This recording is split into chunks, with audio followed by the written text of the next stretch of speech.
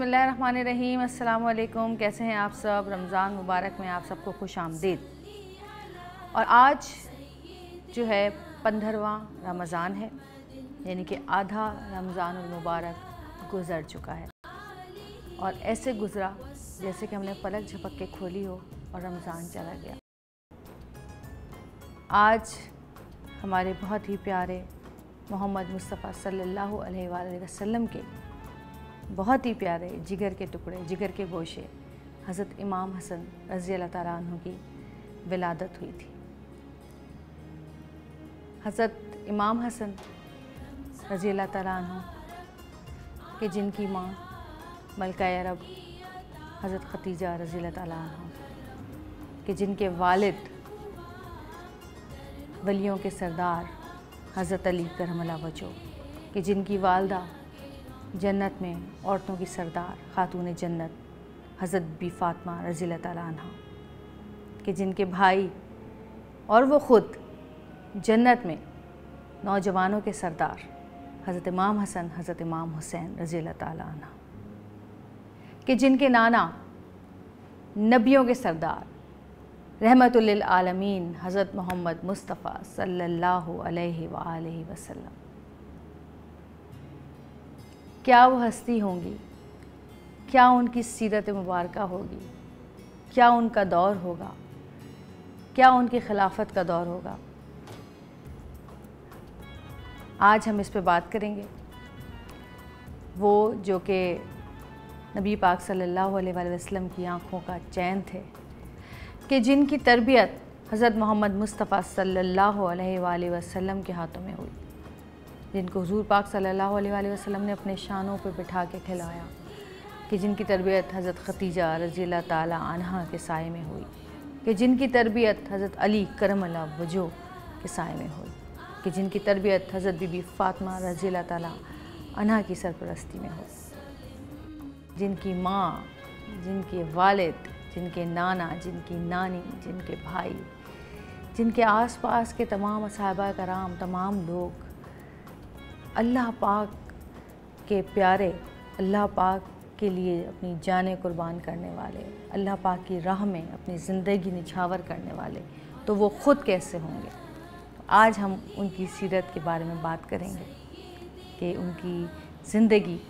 कैसी गुज़री, उनकी खिलाफत कैसी थी, वो कैसे इंसान थे, वो किस तरह अपनी ज़िंदगी में लोगों के साथ मामलात किया करते थे। तो आज का हमारा प्रोग्राम हज़रत इमाम हसन रज़ी अल्लाह तआला अन्हु के नाम।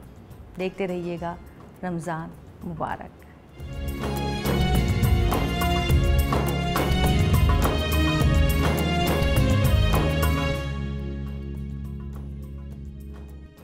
जी, आज भी हमारे साथ मौजूद हैं हमारे बहुत ही मोहतरम मुफ्ती नूर रहमानी साहब। और आपके बगैर तो लगता है कि हमारा कोई प्रोग्राम कंप्लीट होता ही नहीं है। आज 15वां रोज़ा है, हज़रत इमाम हसन की विलादत का दिन है। और वो थे कि जिनसे आले नबी की नस्ल जो है वो आगे बढ़ी। उनके बारे में, उनके बचपन के बारे में तो बहुत कुछ हमने सुना है और हमारे प्रोग्राम में ही हमने आवाम को भी बताया, अपनी लोगों ने देखा, सुना, कमेंट्स भी किए लोगों ने। वो जब बड़े हुए तब उनकी ज़िंदगी में उनकी जो सीरत थी, सीरत मुबारक, उसमें नबी पाक सल्लल्लाहु अलैहि वसल्लम की परवरिश, हज़रत बीबी फ़ातिमा रज़ी अल्लाह तआला अन्हा की परवरिश शामिल थी। उसके बाद उनके जो असहाबा कराम थे वो साथ साथ हमेशा रहे। फिर उनके वालिद मोहतरम हज़रत अली करमल्लाहु वजहो। तो जब वो बड़े हुए तो उनकी शख्सियत कैसी थी, क्या क्या खूबियाँ उनके अंदर थीं, उन्होंने किस किस की कौन कौन सी खूबी उठाई अपनी ज़िंदगी में। नहमदु व नसल्ली अला रसूलिहिल करीम, अम्मा बाद, फ़अऊज़ु बिल्लाहि मिनश शैतानिर रजीम, बिस्मिल्लाहिर रहमानिर रहीम। तमाम तारीफ़ें अल्लाह सुब्हानहु व तआला के लिए और दुरूद सलाम अल्लाह के रसूल, हम सब के आका, हम सब के मौला, ताजदार मदीना हुज़ूर मोहम्मद मुस्तफ़ा सल्लल्लाहु अलैहि व आलिहि वसल्लम सैयदना इमाम हसन रज़ी अल्लाहु तआला की शान ये, जिनके बारे में आका करीम फरमाया अल हसन वल हुसैन सैयदुश्शहबाब आलु जन्ना, कि ये जन्नत में नौजवानों के सरदार हैं। उनकी जवानी कितनी पाकीज़ा है। किसी भी शख्सियत का जब आप मकाम बयान करते हैं तो उनका हसब, उनका नसब, उनकी तालीम, वो किस यूनिवर्सिटी से फ़ाज़िल हैं, कहाँ से पढ़े हैं। तो इमाम हसन का हसब और नसब ये है कि वो नबी पाक सल्लल्लाहु अलैहि वसल्लम के नवासे हैं, सैयदना अली हैदर कर्रार के बेटे हैं, बीबी फ़ातिमा रज़ियल्लाहु ताला अन्हा के बेटे हैं, और जिन्होंने तालीम इब्तदाई सैयदना नबी अलैहिस्सलाम से हासिल की, और उसके बाद की जो एजुकेशन है वो सैयदना अली हैदर कर्रार। और कौन अली? जिनके बारे में मेरे आका फरमाया मैं इल्म का शहर हूँ, अली उसका दरवाज़ा है। ये उनकी खासियत है। शुजाअत है, इबादत है, तमाम मामलात हैं। आबिद भी हैं, ज़ाकिर भी हैं, शाकिर भी हैं, भी ज़ाहिद भी हैं, इबादत करने वाले हैं, मोहब्बतें करने वाले हैं, मोहब्बतें बांटने वाले हैं, लोगों से बहुत ज़्यादा पोलाइट, बहुत ज़्यादा सॉफ्ट अंदाज में बात करने वाले हैं। जब आप जवान होते हैं तो सैयदना अली हैदर कर्रार अमीरुल मोमिनीन हैं, मगर आपका अंदाज़ गरीबों से बहुत ज़्यादा मोहब्बत करने वाला है। एक वाक़या याद आता है कि जब आप ख़ुद अमीरुल मोमिनीन बन जाते हैं, मुसलमानों के बाद यानी कि खलीफा हैं और 5वें खलीफा खलीफत राशिद हैं, आप बैठे हुए और सारे एक सामने मजमा है जो आपके सामने आपके घर के अंदर आया, क्योंकि आपको खिलाना बड़ा पसंद था। आप बैठ के बातें कर रहे हैं, इतने में एक बांदी आई और उसके हाथ में सालन का एक तशला था या सालन का एक डोंगा था, वो सालन लेके आया, वो गर्म सालन था। वो जैसे ही करीब आई आपके तो उसका पाँव यानी कि लड़खड़ाया और वो पूरा का पूरा सालन आप पे गिर गया। जाहिर बात है जो गर्म सालन हो तो आपने इस तरह देखा ना, तो रवायत के अंदर जैसे ही आपने उसको गुस्से से देखा, अब वो बांदी भी सैयदना इमाम हसन की घर की थी, उसने फ़ौरन कुरान पढ़ा, वल काज़िमीन अल गैज़, कुरान की आयत है जो गुस्से को पी जाते हैं। आपने ऐसे देखा, फरमाया मैंने गुस्सा पी लिया। फिर उसने अगली आयत पढ़ी, वर्ड पढ़ा, वल आफ़ीना अनिन नास, जो लोगों को माफ़ कर देते हैं। आपने ऐसे देखा, फरमाया तुझे माफ़ कर दिया। फिर अगला हिस्सा पढ़ा, वल्लाहु युहिब्बुल मुहसिनीन, अल्लाह ताला माफ़ करने वालों को पसंद है। फरमाया जा मैंने तुझे आज़ाद भी किया। ये अंदाज़ हमें सिखाया जाता है कि जब कोई मुश्किल आए, कोई परेशानी आए तो अल्लाह की रज़ा के खातिर मुआफ़ करना। अच्छा, अब यहाँ अगर होता ना मामला आज इस ज़माने के अंदर, लोग बहुत सारे बैठे जाए तो शोर मचता है। नहीं, कभी कभी मुआफ़ किया जाता है कि ताकि लोग मेरी तारीफ़ करें, कहें कि भाई भाई कितना बड़ा आदमी है भाई, मुकन्ने हमारे सामने थोड़ा, और जनाब सेठ साहब की ज़बान पे मुस्कुराहट आई, जाओ कोई बात नहीं, कोई बात नहीं, लोगों को दिखाने के लिए होता है। मगर इमाम हसन वो हैं कि जो हर काम अल्लाह उसके रसूल की रज़ा के लिए करते हैं। यहाँ एक मैसेज मिलता है, जब कोई अल्लाह के लिए करता है तो वो अल्लाह सुब्हानहू व तआला की रहमत के करीब हो जाता है, अल्लाह उसके करीब हो जाता है। लोगों को दिखाने के लिए करता है तो वो शैतान के करीब हो जाता है और जहन्नुम के करीब हो जाता है। ये लेकिन आजकल के ज़माने में ये चीज़ें बहुत कम देखी जाती हैं कि कोई किसी को माफ़ कर दे या बर्दाश्त कर ले या सब्र कर ले। जैसे मैं भी कह रही, घर में एक गिलास टूट जाता है तो एक शोर मच जाता है कि उफ़ भाई गिलास तोड़ दिया, ये क्या किया, नज़र नहीं आता। और माएँ जो है वो बच्चों को, और ख़ुद से हो जाए तो पता नहीं चलता, लेकिन वैसे हो जाए तो शोर शराबा मचाती हैं।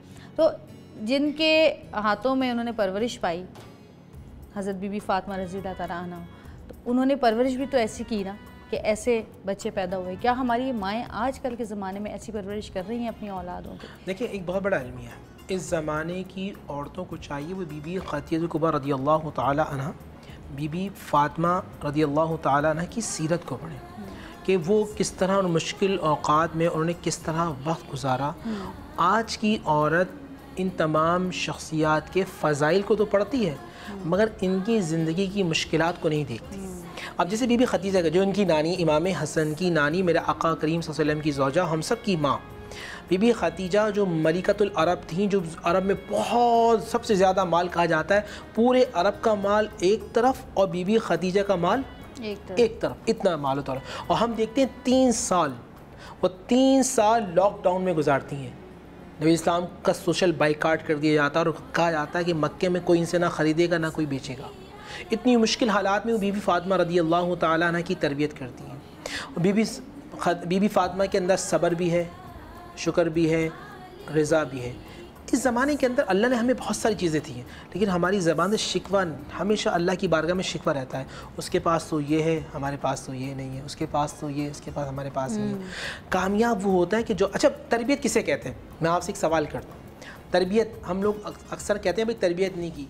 याद रखिएगा, तरबियत में 3 चीज़ें होती हैं, बहुत अहम बात है। सबसे पहले होता है इल्म, दूसरा होता है अमल, तीसरा होता है इखलास। ये माँ बाप का काम होता है कि बच्चों को इल्म दें, क्या अच्छा है क्या बुरा है, अमल खुद करके एक्शन करके दिखाएं, तीसरा उनके अंदर से कैफियत को एक जज्बा पैदा करें कि वो हर काम अल्लाह उसके रसूल की रज़ा के लिए करें। इसे कहते हैं इखलास। जब ये चीज़ें हो जाएंगी तो इंशाअल्लाह हमारे बच्चे, अगर आज की माएँ बीबी फ़ातिमा बन जाएंगी तो बच्चे भी इमाम हसन इमाम हुसैन जैसे पैदा होंगे। अच्छा, आपने कहा कि उन्होंने 6 महीने जो है वो खिलाफत के गुजारे। उन 6 महीनों में कोई ऐसा वाक़या? बहुत सारे वाक़यात हैं, इतने वाक़यात हैं। एक तो आपको दस्तरखान बड़ा मशहूर था, आप लोगों को बहुत ज़्यादा खिलाया करते थे। अच्छा। आप बहुत बड़े मुहद्दिस थे, मुफक्किर थे। आप नबी इस्लाम की अहादीसें बयान करते थे, नबी कुरान की तफसीर। देखिए, हम इस ज़माने के अंदर एक बड़ा अलमिया है कि हमें इमाम हसन की हम ज़ात को हमने पढ़ा। एक इमाम हसन है, अगर आप कुरान सीखने जाते हैं तो आपको बहुत बड़े मुफस्सिर नज़र आते हैं, मुहद्दिस नज़र आते हैं, मुतकल्लिम नज़र। मुश्किल दौर के अंदर किस तरह सियासत करनी है, दुश्मनों को मुआफ़ करना है। हमारी ये ऐसा होता है कि कोई दुश्मन सामने आ जाए तो वो शदीद हो जाता है। कुछ लोग ऐसे आए उस ज़माने में जिन्होंने सैयदना अली हैदर करार की शान में कोई गुस्ताखी करी, आप मुस्कुराते रहे, मुस्कुराते रहे। खलीफा वक्त है, हमारे यहाँ ऐसा होता है ना, बोलते काट दो मार दो, मगर वो खलीफा कैसे? आपने बुलाया अपने गुलाम को, कहा मुझे लगता है शायद ये बेचारा किसी तकलीफ़ और परेशानी में है, जब इसकी ज़बान से परेशानी निकली, और सोना चांदी ले जाके उसको जब दिया तो उसकी आंखों से आंसू निकल आए और इमाम हसन के कदमों में गिर गया। कहा मैंने रसूल पाक का अखलाक सुना था, आज रसूल वाले का अखलाक देख लिया। सुभान अल्लाह, सुभान अल्लाह, क्या बात। अच्छा, हज़रत इमाम हसन और इमाम हुसैन दोनों भाई थे। दोनों के भाइयों की आपस की मोहब्बत, आपस के अखलाकियात, आपस का भाईचारा। बहुत अच्छा सवाल है। इमाम हसन और इमाम हुसैन में 1 साल का फ़र्क था, तकरीबन 11 महीने का रवायत के अंदर आता है। इमाम हसन और इमाम हुसैन, इमाम हसन सर से लेकर नाफ तक बिल्कुल नबी अलैहिस्सलाम के मुशाबे थे, और इमाम हुसैन नाफ से लेकर पैर तक। सहाबा उस ज़माने में जब रसूल की याद आती थी, दोनों भाइयों को साथ खड़ा करते तो ऐसा लगता था रसूलुल्लाह सामने मौजूद है। और ये दोनों एक दूसरे से बहुत ज़्यादा मोहब्बत करते थे, इंतहाई एहतराम करते थे। इमाम हसन बहुत सॉफ्ट मिजाज थे, नबी सल्लल्लाहु के मिजाज के पर्तों थे। इसी तरह इमाम हुसैन सैयदना अली हैदर करार के मिजाज के पर्तों थे। उनमें थोड़ा जलाली तबीयत थी, बहुत ज़्यादा शुजाअत थी। इमाम हसन बरक्स जो बहुत ठंडे दिल, ठंडे मिजाज के आदमी थे, बहुत ज़्यादा। लेकिन इमाम हुसैन रदियल्लाहु ताला अन्हु इमाम हसन की हर बात को माना करते थे, और जो एक बड़े भाई का रुतबा था, एक उस्ताद का रुतबा था, वो इमाम हुसैन इमाम हसन को दिया करते थे। सुभान अल्लाह, सुभान अल्लाह। और जब आगे जब इनके विसाल का टाइम आया, शहादत का टाइम आया, उस वक्त जब लोगों को, उस वक्त इनका दौर था खिलाफत का या किसी और का था? नहीं, हाँ, उस वक्त जो है खिलाफत ख़त्म हो चुकी थी। अच्छा। और मलूकियत शुरू हो चुकी थी। अच्छा। जानते थे कि किसने जहर दिया है, मगर कुर्बान जाऊँ इमाम हसन पर कि इमाम हसन ने जानने के बावजूद मुआफ़ कर दिया। हज़रत अली की शहादत के फ़ौरन बाद इमाम हसन 6 महीने के लिए खलीफा मुकर्रर हुए। सही, ठीक। उसके बाद फिर हज़रत अमीर मुआविया रज़ियल्लाहु ताला उनको आपने मलूकियत दी थी, क्यों? आका ने फरमाया था ये मेरा बेटा इब्न सैयद, ये मेरा बेटा 2 मुसलमान गिरोह के अंदर सुलह करवाएगा। अच्छा, ठीक है। तो सुलह की थी उन्होंने, और जो हक़ बनी हाशिम का था उन्होंने हज़रत अमीर मुआविया को सौंप दिया था। अच्छा, और फिर जब उनको जहर दिया गया तो उनको पता था कि किसने दिया? जी, ये असल में ये कुफ़ार की साजिश थी कि किसी तरह आले रसूल को और आले रसूल की जो पूरी सियादत और क़यादत चलती हुई आ रही, उसको ख़त्म किया जाए।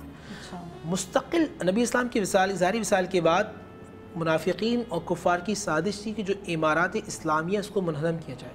हज़रत अबू बकर सिद्दीक़ के ज़माने में कोशिश करी, उमर फ़ारूक क्योंकि बहुत सख्त मिजाज आदमी थे, आपने 22 लाख मुरब्बा मील पे इस्लाम को फैला दिया था। सुभान अल्लाह। उस्मान गनी थोड़े ठंडे मिजाज के आदमी थे, इसकी वजह से जो खारजी थे उन्होंने अटैक किया, उस्मान गनी को शहीद किया। आपको पता है उस्मान गनी रज़ियल्लाहु ताला अन्हु जब शहीद हुए तो आप 82 दिन भूखे प्यासे थे।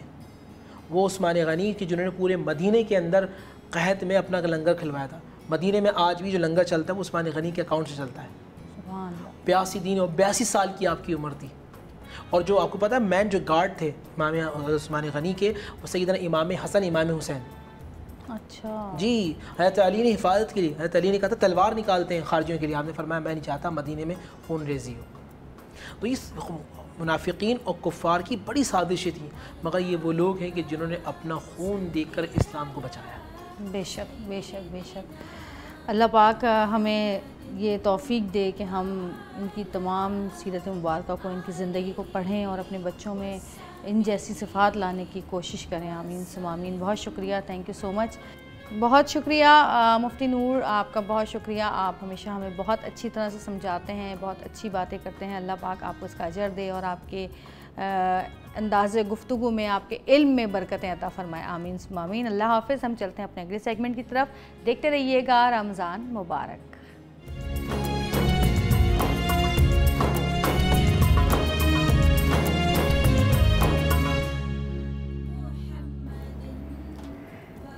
हमारे साथ मौजूद हैं सबी रहमानी भाई, और आज भी हम इनसे बहुत खूबसूरत कलाम सुनेंगे, जो कि अभी हम थोड़ी देर पहले डिस्कस कर रहे थे। और मुझे एक इनका कलाम जो ये पढ़ते हैं वो बहुत पसंद है। हज़रत बीबी फ़ातिमा रज़ी अल्लाह ताला अन्हु के जिगर के टुकड़ों की, जिगर गोशों की बात हुई है उसमें। तो सबी भाई, बहुत शुक्रिया। मैं कलाम पेश करता हूँ। मेरे दिल की ज़मीं पर है कदम ज़हरा के बच्चों का, मेरे दिल की ज़मीं पर है कदम ज़हरा के बच्चों का,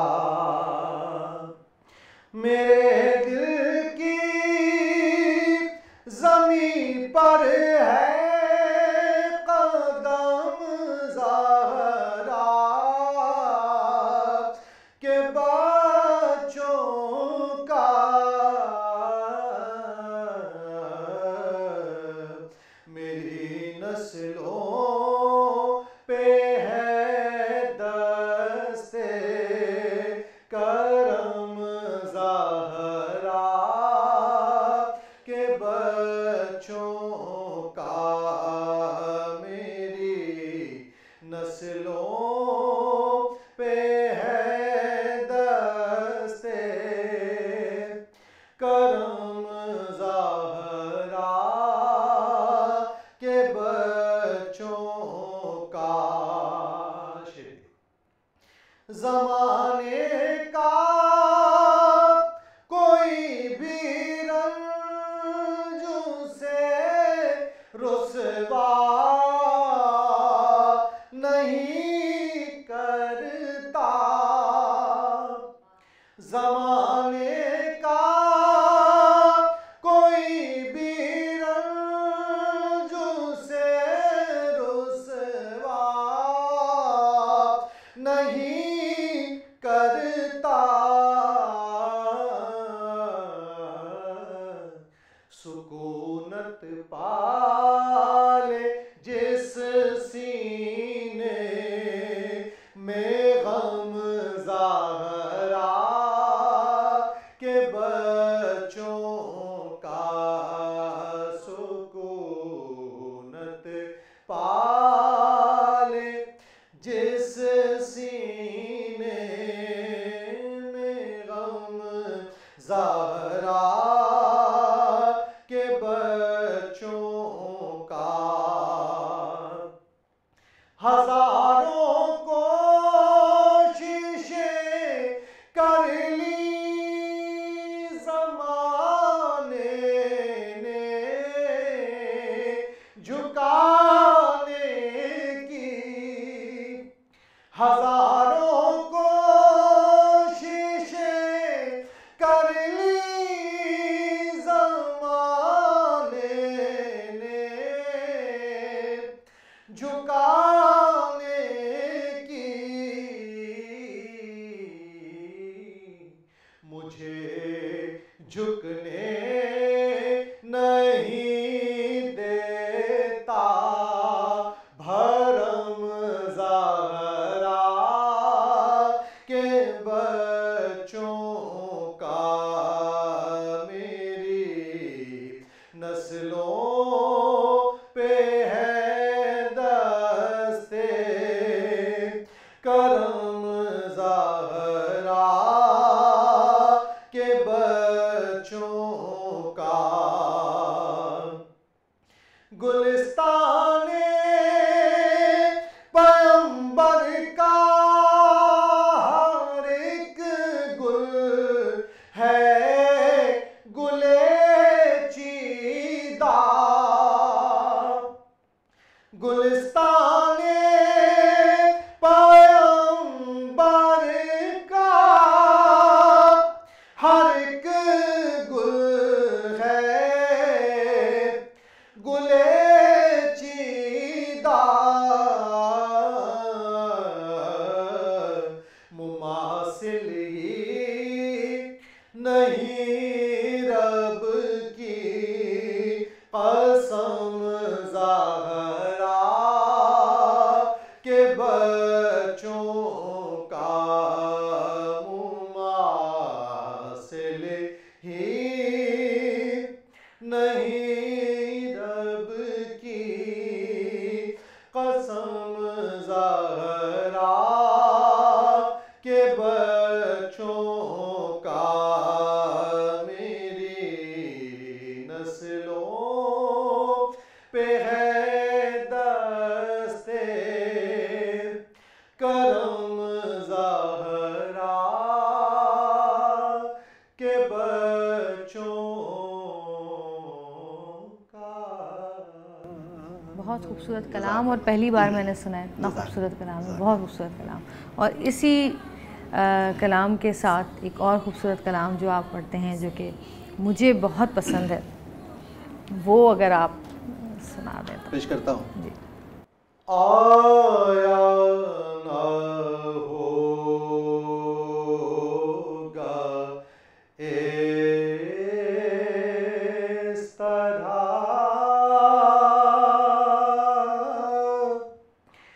हुस्नो शबाब रेत पर आया ना होगा इस तरह हुस्नो शबाब रेत पर आया न होगा इस तरह हुस्नो शबाब रेत पर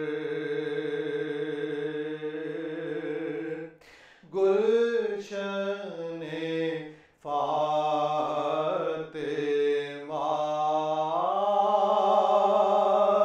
के थे सारे गुलाब रेत पर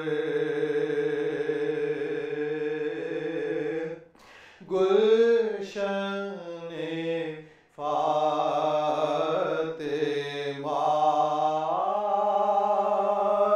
के थे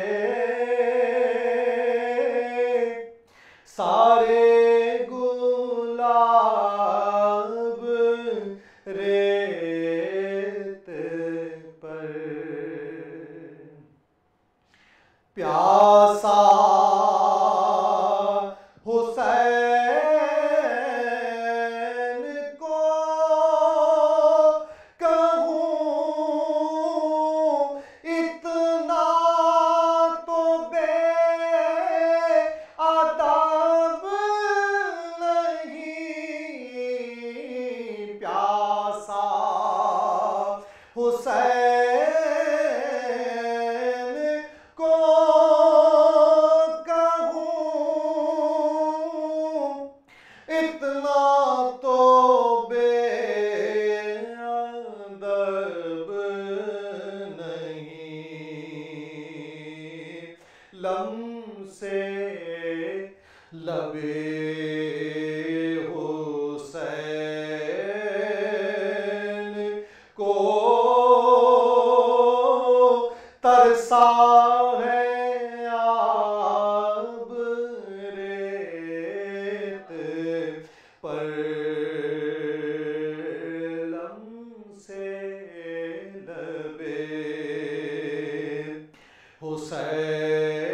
हुसैन को तरसा है आब रेत पर। इश्क में क्या लुटाइए, इश्क में क्या बचाइए,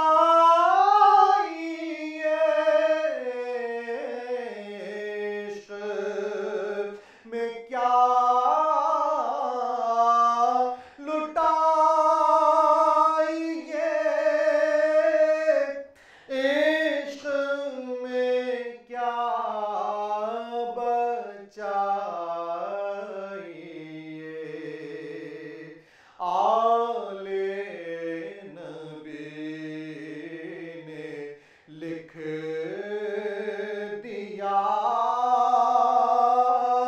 सारा निसाब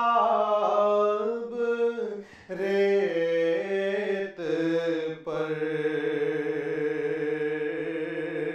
आले नबी ने लिख दिया सारा निसाब रेत पर। आले नबी का काम था,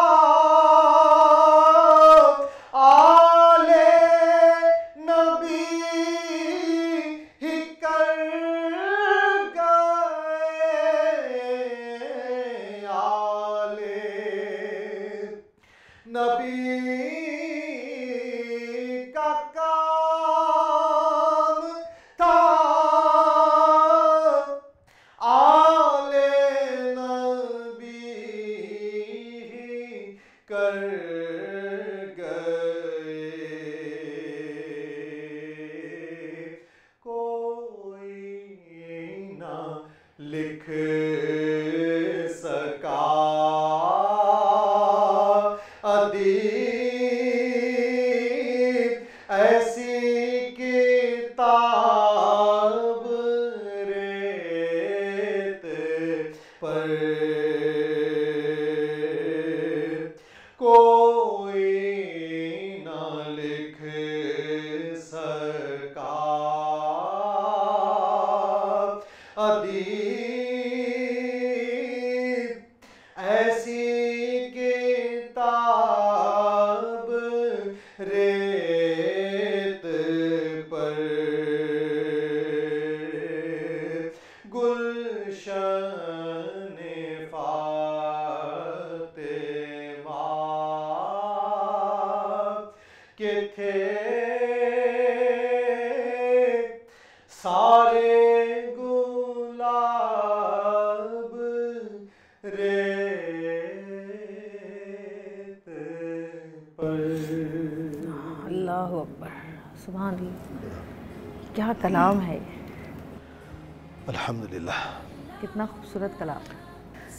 जी यकीनन आपको आज भी सभी भाई से वो कलाम सुनने को मिले होंगे जो बहुत कम सुने जाते हैं और सिर्फ सभी भाई की ही ज़ुबां पर ये कलाम होते हैं। और मेरी इसीलिए फरमाइश थी आज कि ये 2 कलाम आज मैं ज़रूर सुनूंगी। बहुत शुक्रिया, जज़ाकल्लाह खैर, थैंक यू सो मच आपका सभी भाई। और अल्लाह पाक आपको सलामत रखे, ज़िंदगी दे, आमीन सुम आमीन। हम चलते हैं अपने अगले सेगमेंट की तरफ, देखते रहिएगा रमज़ान मुबारक।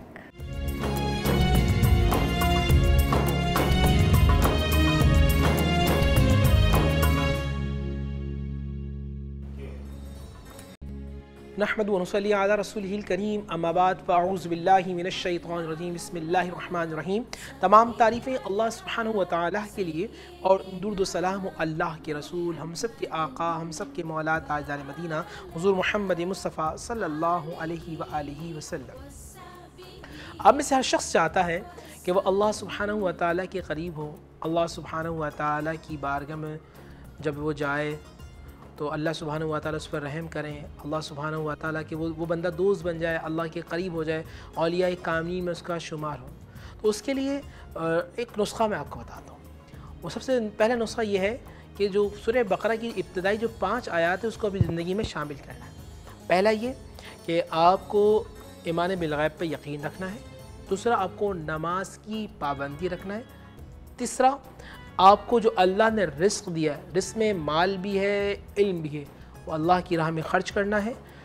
चौथा, नबी इस्लाम की अहदीस पे चलना और आपको आखिरत पर कामिल यकीन रखना है।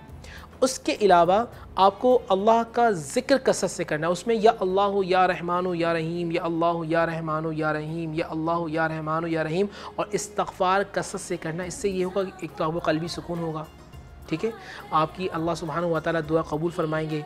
और तीसरा ये कि जो मुश्किलात, परेशानियाँ, आजमाइशें आती हैं, आप उससे महफूज हो जाएंगे। अल्लाह से दुआ है कि अल्लाह ताला हम सबको ये अमल करने की तौफ़ीक़ अता फ़रमाए। अल्लाह ताला हमें बाअमल इंसान बनाए, नबी अलैहिस्सलाम की सुन्नत पे चलने वाला बनाए। अपना बहुत ख्याल रखिएगा। व आखिरु दावाना अल्हम्दुलिल्लाहि रब्बिल आलमीन।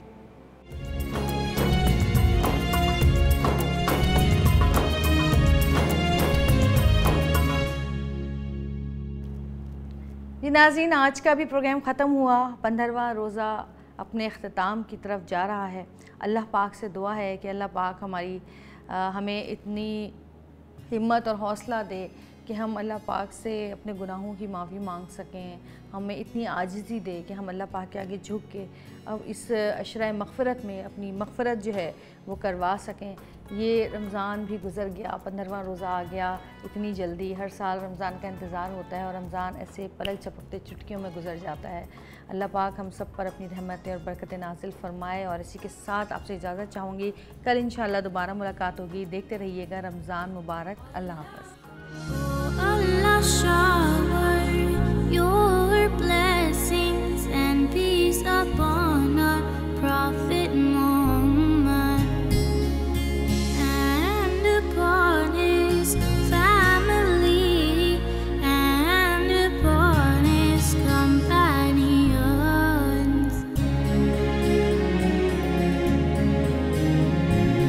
Allahumma salli ala Sayyidina Muhammadin